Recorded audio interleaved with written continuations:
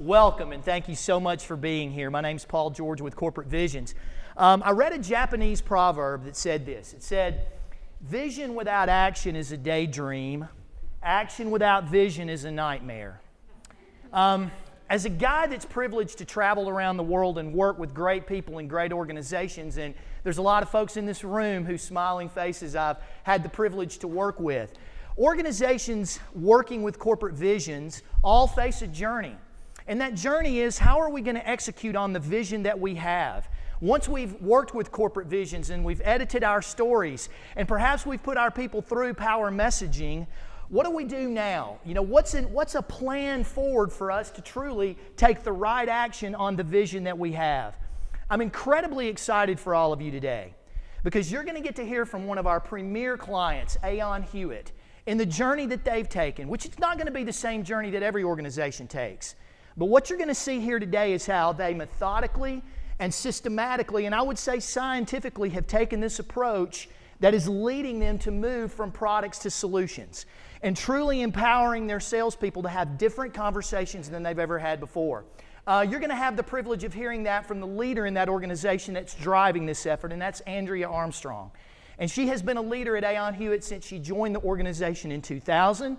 In 2006, she was integral in developing and creating their Point Solutions division, which she's continued to lead and for which she continues to build their growth strategy and their operational excellence. And if you know anything about Andrea's past, you know that wouldn't surprise you because this is somebody who has a track record throughout her entire career of taking business units, and in some cases, troubled business units, very troubled business units, and transforming those business units into very stellar organizations. So it is my great privilege to welcome to you today Andrea Armstrong. And before she stands up and gets started, I want to ask everyone when we finish today to please take out your app and please complete the survey for this session. So without further ado, Andrea, thank you. Thank you. Greetings. Thank you all for the warm welcome. I'm going to ask you guys what these three things have in common. A good marker. There you go.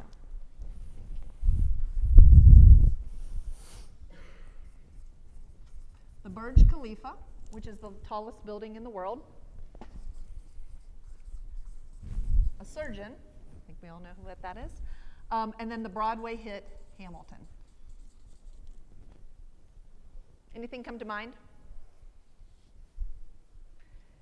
Whether it's the choreographers, whether it's the set designers, whether it's the surgeons or the scrub nurse and the OR team, whether it's the architects, the engineers, the blueprints, each of those need a coordinated, integrated, and comprehensive support system to enable them to be successful. And so that's what I'm here to actually talk to you about today is the commercial operations function within Aon Hewitt. So commercial operations, a fancy name for sales operations. We went through a rebranding effort at the start of the year. I'll talk about that in a moment. But the work that we do within our commercial operations or sales operations team enables our consultants, our sales executives, and account executives to do what they do best. Let me give you a little bit on Aon Hewitt. Aon is the world's largest and leading provider of health, risk, talent, people and risk solutions. More locally here, we design and implement and deliver perhaps some of your own benefit plans, health and welfare, 401k, pension plans. That is who we are, and so we're going to show you some beautiful displays of our work. I would say that what we do isn't sexy, but certainly I think that we're bringing sexy back to benefits administration. A bit on our business. It is a fiercely competitive environment. We have a client list that we love and we care for greatly, but that is coveted by our competitors. We have new and different buyers sitting at the table today. Traditionally, we have been faced with mid-market or middle manager, senior manager, like the manager of compensation and benefits. Increasingly, we're finding ourselves across the table from the CHRO, the Chief Human Resource Officer, the CFO, and the CIO. Those are bringing, as we heard earlier today, a very different complexity to the conversation and something that we weren't necessarily prepared for. Those are coming, to us because we've made investments in our products and capabilities. And lastly, we're growing at a mid-single digit. Some of our growth solutions are growing double digits, which is great, but the overall business is performing kind of mid to low single digits. Not acceptable. And so our business leaders have challenged us to say, how do you transform those results? And so we looked across all of the commercial team. We looked at pricing, we looked at marketing, we looked at sales, we looked at our account management, we looked at our advisory capabilities, and we said, we're going to invest and spend more money, more time in our commercial operations organization. All right, so in order for you to solve for the most pressing challenges, you got to take that step back and understand kind of what those gaps are. These were the three things that we were solving for, and then I believe that Corporate Visions really helped us to illuminate where we had the gaps. The first is business issues and knowledge. We knew our products, we know our products and solutions deeply, but really having an intimate understanding of our clients' operating environment, their business priorities, their challenges, what is on the mind of their board of directors, and how that then cascades down into their human capital strategies, we weren't prepared to have those types of conversations. When you marry that then with insights, so taking the deep knowledge that we have about our capabilities and adding that to the knowledge that we have about our clients, we knew that we needed to do a better job. Within our consulting business, we have a tremendous amount of insights. We have a tremendous amount of thought leadership, but it's not necessarily actionable. We're not taking it out into our colleagues' hands and telling them, this is how you have a better conversation. So we knew we needed to transform around insights. And then the last is storytelling. So that's where the magic all comes together. And so I don't know if you guys are like our organization. When I was traveling, I brought one of our decks from our meetings. This is an internal deck, but it's pretty closely resembles, what we do when we go out and have a conversation with our clients. We're very anchored, we're very wedded to these decks. And that limits our storytelling. And so what we knew we needed to do was, kind of pitch this, train and teach our folks, create a higher level of comfort and confidence, and that will only be grounded in if we can address the first two. All right, so you know where your gaps are, you know what you need to solve for. We're now going to move into so how do you bridge those gaps and how do you create the plan? The first is we needed to prioritize our considerations. Those considerations, again, looked across all of marketing, looked across pricing, looked across our advisory business, and we looked at our coverage model. We looked at the talent. We looked at the skill gaps or the skill plethora.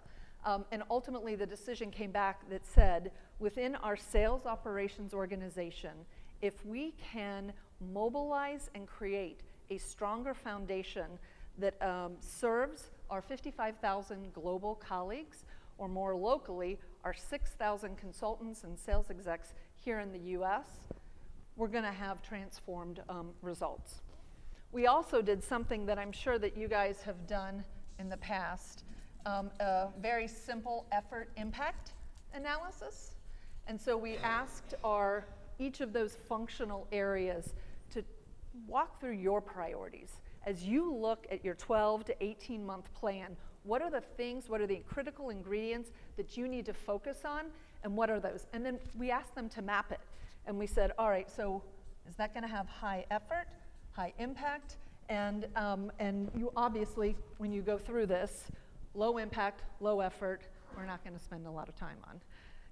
High impact, high effort, high impact, low effort, again, not a great choice of time. So over here, we call this long-range planning. So this is an area where we put our longer-term strategies around sales enablement, around marketing, around our product solutions, and where we focus longer term. Down here is where commercial operations came to life, and where we knew that we needed to make some investments in people, investments in programs. That leads us to then our talent investments. So there are 3 areas where we decided to make very specific strategic investments. And those 3 things are called out here. strategic communicators, graphic designers, and research and insights. So within our proposal team, on an annual basis, we produce about 1,000 proposals, responses to proposals. You guys might know those as RFPs. And it is a machine, like no other that I've seen, from the design, from the content, from the fact checking, and from the ultimate production. But we treated all of those the same. And it was hitting on the mark on mid-market solutions, but we were missing on the value and the ultimate strategic intent for those top solutions. So we invested this past 12 months in 2 strategic communicators.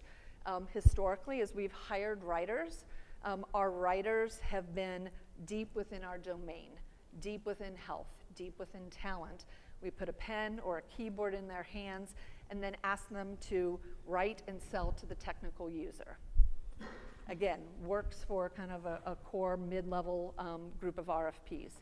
What we went out and found is we found creative strategists, people that had been in a marketing organization, people that had been in a pure sales organization, and have brought them in, and they are now working alongside of our content, alongside of our account executives, sales executives, and they're weaving a far better story. And I have some things to share with you at the end that is just transformative. We knew, though, that if they were just writing content, if they were just leveraging our capabilities and the insights that we have about our clients, and it didn't show up well, it wasn't distinctive, that we'd be missing the mark. And so we invested in a handful of graphic designers as well. And so we went out on a limb. For those of you who know Aon Hewitt, we are 55, middle of the highway. We are a conservative player. We are the trusted provider to our clients, and we're not so edgy. And making the business case to the CCO, my boss, was a tough sell. And so we had to make the bet on, and the question was, what is the ROI? How are you going to, prove this out? And so without a solid and clear-cut ROI, I was able to get them over to the other side. And we now have 2 strategic communicators that are pulling it together and enabling very different conversation by our sales execs.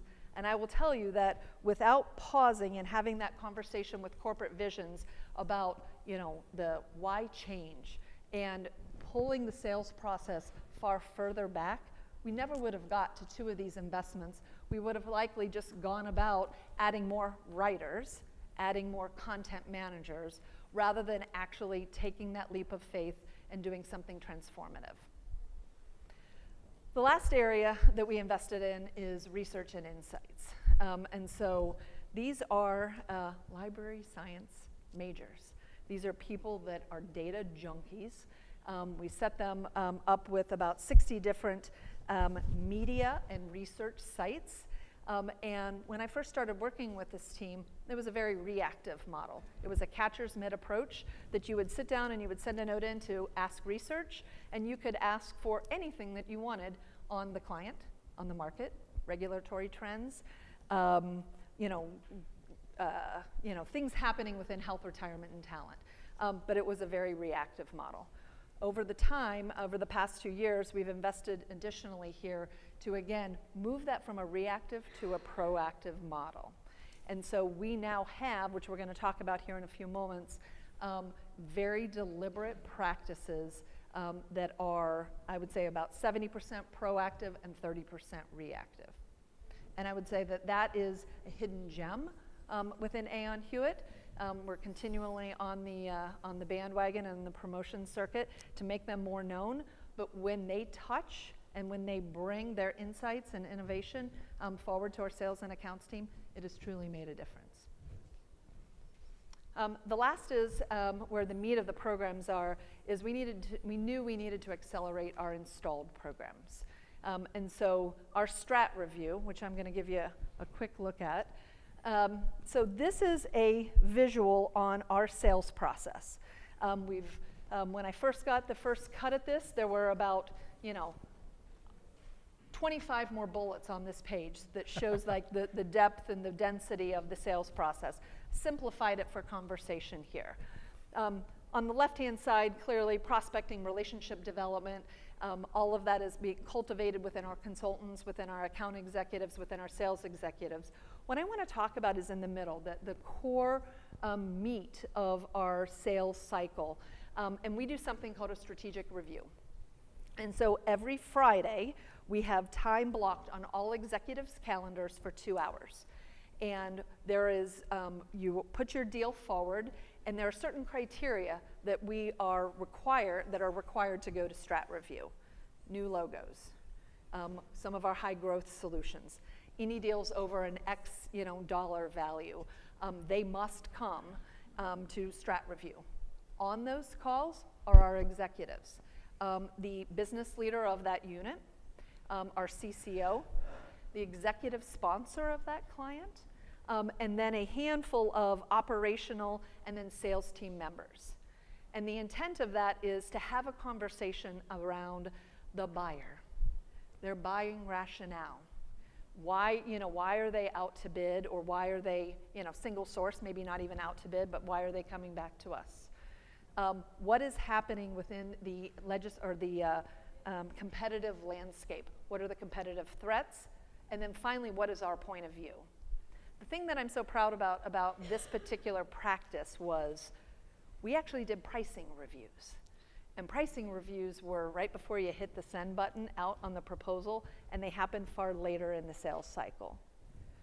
Strat review actually backs it all the way up before the proposal comes in, before we actually have had all of our conversations with our clients. So it's illuminating questions that we need to ask our clients. What do we know? What do we not know? And then it allows us to influence the sales cycle and the sales process far better. And so that was transformative to us. And I think that it's less of a groan now with our sales executives coming onto the call. I think that they felt like it was a little bit of you could get beat up on those calls. And now these are seen as actually very valuable additions to the sales cycle because they're actually problem solving. And I've been on a number of these calls where they're like, hey, wait a minute, I know that person. I know, what's going on at that organization. Can I make a call? So it is really about kind of unlocking the challenges that our sales executives and account executives see. Go back. All right, industry program management. So we've talked about knowing our solutions deeply. We've talked about having a better path forward to know our clients. What we lost in that was understanding their industry and really having a deep knowledge around the trends, the regulatory issues. Are they growing? Are they lagging? We didn't have a comprehensive understanding of the industry. And so we set forward to do 3 things: content, collaboration, and community. And so now on our Launchpad, which is our commercial hub, it is the one-stop shop where all colleagues go to gather any type of information that they need when they're, a commercially oriented colleague talking to our clients. And they can see that all industry segments and subsectors have a very comprehensive, mostly in English, summary of what's happening within that industry. And it is now required for the sales team to read that, digest it, and then weave it in. Because we know that as we've heard from Conrad and many others, when you can sit down in a business conversation and have a deep understanding of that client, of that industry, it changes the conversation. It changes the tone. That was a missing link for us. And so that's, right now we have, dozens and dozens of these first research documents that are very, very helpful. And it's great because I see those statistics and those facts now showing up, in the sales cycle and in our presentations. The second thing that we've done is around collaboration. We've designated 6 key industries as focal points. We did a deep analysis of our client base. Where do we have clients? Where are we looking to grow? And we focused on 6. And so on a monthly basis, we pulled together all of the accounts, sales, and consultants that are aligned within those industries. We bring in internal and external experts, and we talk beyond just the issues that relate to our solutions. We actually push it. The next generation of that is actually to start bringing in some clients and to have them kind of give their firsthand view. It's a great maturation of the process. The last is then community. So we have 55,000 colleagues globally, and it's hard to get from here to there. It's hard to navigate. Paul said I've been here 16 years, and I would say that one of the things that I have found that has been most successful for me is I might not know the answer, but I certainly know who does, and I can cut through that. But that's just me, and not all colleagues, have that knowledge or capability. And so we are putting together more public domains, more public communities of resource experts. Like I know I go to Dom in Toronto if I need a retail expert and a point of view. And it's a fabulous collaboration. And so when you marry all three of those together, it has increased the comfort and confidence of our sales team to have better conversations. They're more prepared, and it's showing up differently with our clients. Opportunity management. This is the team that I talked about that is the proposal team. I'm going to come back to that in a moment because I'm going to flip ahead. Research and insights. These are some things that our team has done. I want to start on HR execs on the move. So this is there's a copy back in the back of the room if anybody would like one. This is something that our research team started producing that tracks the movement of CFO, CIO, CHROs of our client base. And then on every Thursday morning, this communication comes out and it goes to a wide commercial audience. And it's intended, hopefully, to affirm to some people like, oh yeah, I've got a new CHRO at my client. But it's also a door opener in some cases. I was looking at this about 45 days ago, and I saw Todd Reister. I'm like, well, that's actually a really interesting name. I wonder if, and so off I sent a note to Tim, and I said, could this be? And it was his brother. And so who's now a CHRO at one of our clients. And so it was just an affirmation that with knowledge, we now have an additional connection into Todd that is, creating that people do business with people type of environment. And so it's a great, our research team uses one tool. They also go out and scan LinkedIn. We use our offshore resources to do this, but this is now a consistent deliverable, that goes out on every Thursday morning. Board mapping, the last thing that I'll say on this page. Board mapping. So we have, in the past, a sales executive could raise their hand and say, I need to know everything about this client. Tell me who's on their board, and let's map it to other clients like them that are in our portfolio. Wildly successful when you can connect two senior executives that are aligned for healthcare exchanges or private exchanges, transformative solutions where it will hit a board discussion. We moved that from a reactive, like, I'm curious about this, into a very deliberate business practice. And we moved it far earlier into the sales cycle. And so now for, deals of a certain size, deals within a particular sector, we proactively do that and send that out. So that's part of the magic of our research and insights team. And I know when Paul and I were preparing and going through this, it was, I think that you were quite curious about that function, and it's one that we've invested in, and I don't know that it's as commonplace in other organizations. Yes. Yeah. All right, so opportunity management.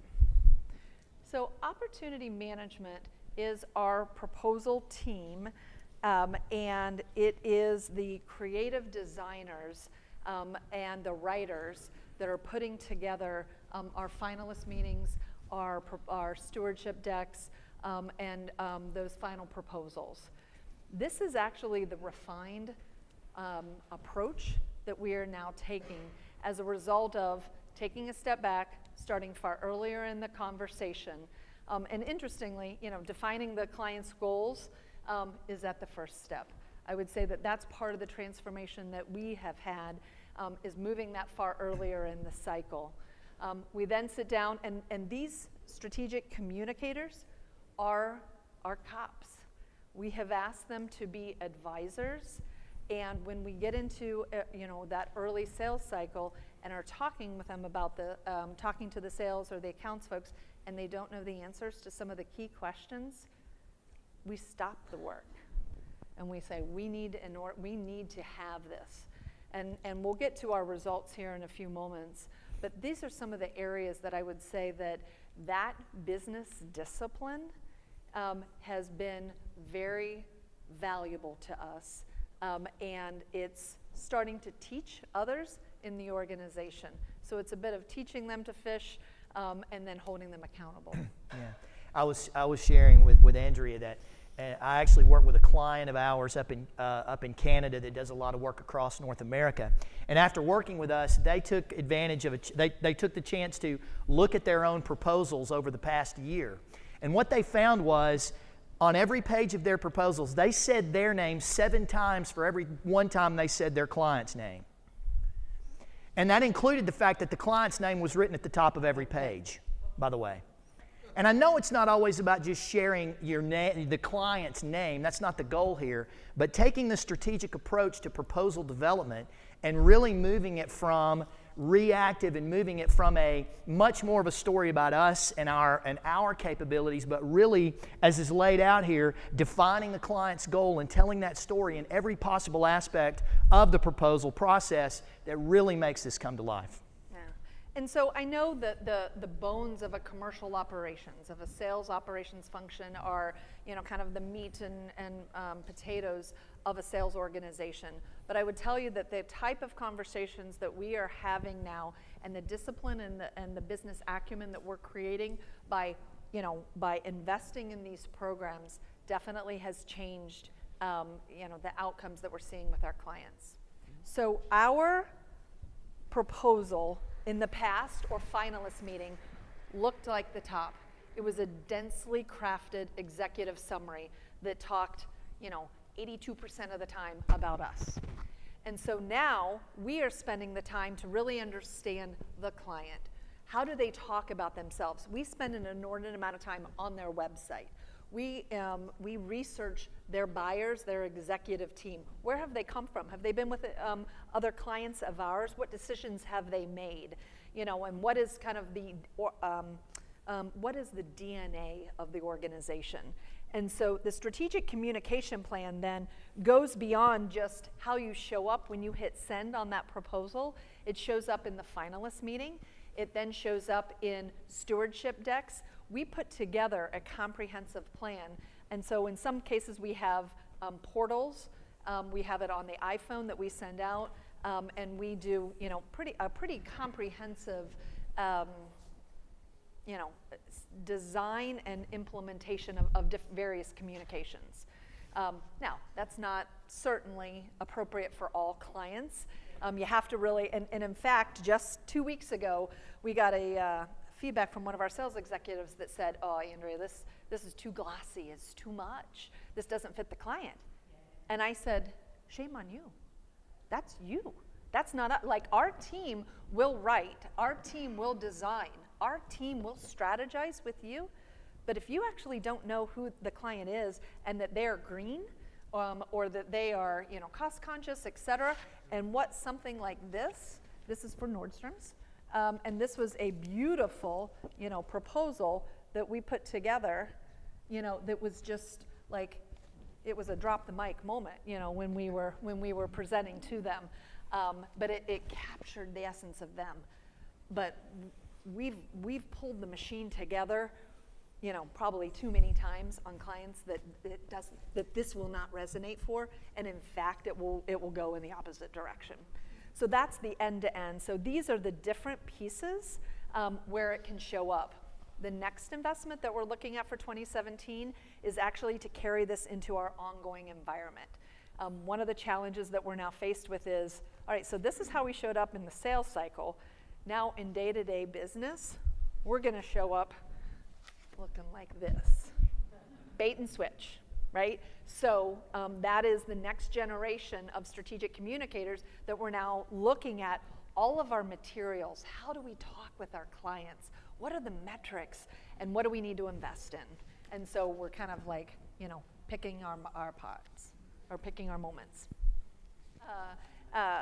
So we anticipated about 20% is what we built for. We're actually seeing between 10 and 15 because we are either qualifying them out or the sales team or the account team is actually qualifying them out. But it's roughly right now between 10 and 15%. I think that's going to grow over the next 12 months. We do not have a definitive cost per unit yet. This investment actually just started in the first quarter of this year, and so we're working on the roll-up of all of those costs. We know that's a big case, or that's a big component, because the business case that will come next year is predicated upon that. And so fortunately for us, this was living within our EMEA operation. We had 3 strategic communicators and graphic designers there, and as my role expanded, I took on global. I went and saw actually what they were producing, within our own organization, and was in awe. And I brought them back, and I did just what I did with you. And I said, here's the proposals, and here's the conversation. And I said, so here's what we need to do. And so it was a harder sell, but you actually needed something tangible to give them a little bit of the before and after. Regarding your scale, I would say we're doing a couple things. One is we are leveraging our offshore resources greatly. And so we are trying to actually redeploy some of our assets to do more of the writing and the core content offshore so that we can then fund more folks to tell the better story. That's one. The second is this executive summary. I'm going to give you a different executive summary. This is for a large airline that we've done recently. That was our executive summary a couple years ago. This is our executive summary, now. And so what we've done is we've created a template. Because when our sales executives start writing an executive summary, God love them, but they start writing about us. They start writing about what we can do and our capabilities and our storyline and, won't this be great? And so we've had to actually turn it around, and we're now teaching folks how to do that. And so we've put templates and we've put guardrails in place that allow them to start talking about the client. What do we know about them? How can we best serve them? That's kind of the tilt. So I would say the executive summary piece is the low-cost way that we've been able to get people, that more folks, kind of feel in the love. So is that what the other 90 and 85% get? Like, No, this is the 10 to 15%. So This. if you're not doing the executive summary, what else get that it's giving? So I would say it's a far prettier, more personalized version of that. And so in many cases, we have to submit electronically. This is actually for a finalist meeting, right? So this is not going to be the press the button, submit this. This is on the executive summaries and the other meetings, we personalize it. We have great graphics. We have, I would say, kind of 2 tiers of graphic designers. We have folks that are more adept in PowerPoint. This is Adobe, and just varying levels of skills. That is how we show up differently with them, and so it's kind of a bit of a journey, but it's definitely not. It's not that. Is there a plan to kind of have that phase 2 and phase 3? There is. So we've actually categorized our business into 4 tiers, and so based on size, based on participant count, based on other characteristics. This is the bottom of this, tier 3, tier 4.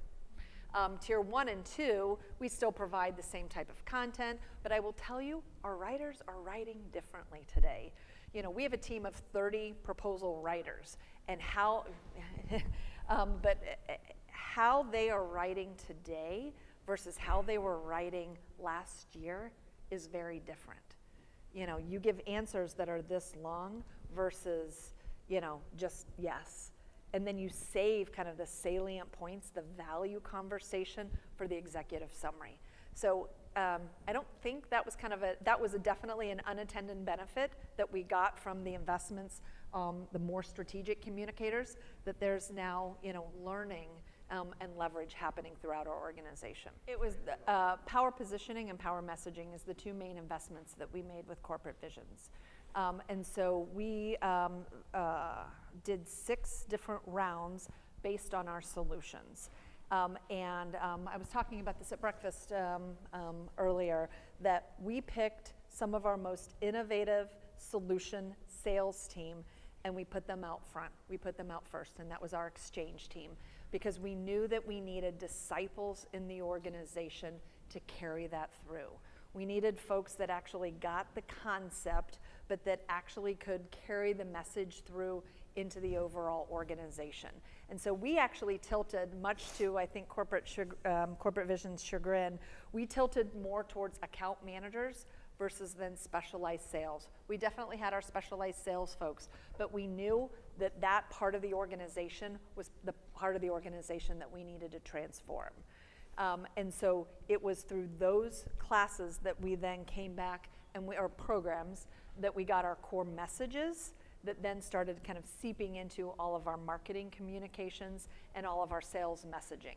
I would say that that's been going on for the last 2.5 years, but it's evolved, right? And so now folks are evolving the messages, and it does look beautiful. And I think that that's one of the fallacies of showing you something like that, is you get lost in the beauty of it and you don't understand. If you actually read this, it pulls out what is our unique wedge, what is the value and the differentiation that we bring, and then we tell a story around that. So it's easy to get kind of lost in the beauty. Thank you. Yeah, that's a good question. That's actually part of my business case. Like, hey, I don't want something just that looks pretty. And actually, it is the bones. It is the telling of the story that is actually what makes it come to life. Marty? Yeah. Sure. So as a follow-up question to that then, does your sales force still whiteboard when they're having initial conversations, or has it evolved so that everything you try to do is not at this level of sophistication, but certainly beautiful, well-crafted message? No, we absolutely still whiteboard. And that's actually because knowing the client and understanding what's important to them is where you learn that, and then we can get up and start kind of like, brainstorming and playing with them. Part of the challenge that we had was we have sometimes very long sales cycles. And so the upfront initial power messaging, power positioning message is not relevant, 75% through a sales process. You can take some of those same kernels and ingredients and kind of weave them in. But we've now used that for other solutions that are able to start at the beginning of the sales cycle. All right, so I'm going to share with you now, this is my fun thing. I just had so much fun creating these, and my family did too, so they thank you. So,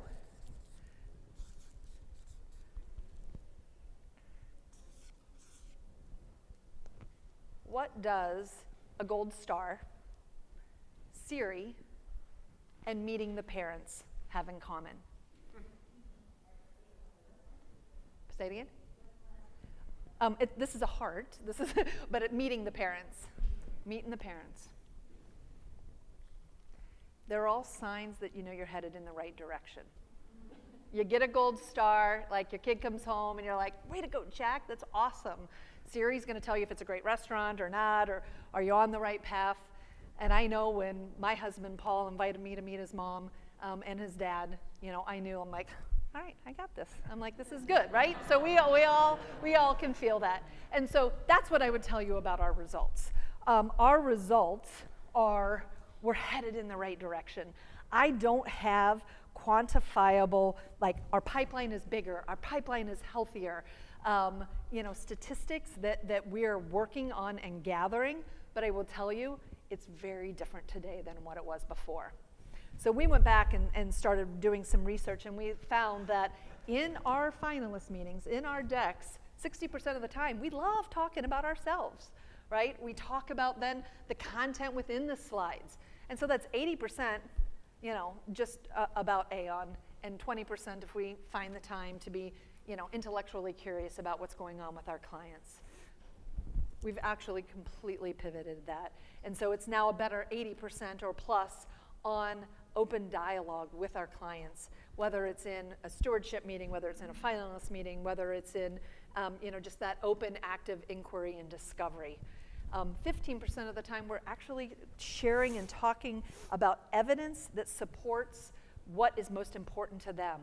In the past, up here about our slides, we would talk about how wonderful, how great, all of the credentials, but many of those fell flat because it wasn't pertinent and relevant to our clients. And so now this is far more tailored. And then 10% sharing about us. If you look at the numbers at the bottom, I know when I first pulled this together, 308 down to 252. So that's a 22% decline in RFPs. Some of our commercial leaders might say, hey, you're heading in the wrong direction, Andrea. Actually, I'm very fine with that, right? Because we're screening and qualifying the business far better today. We have far more deliberate practices. We know our clients much better.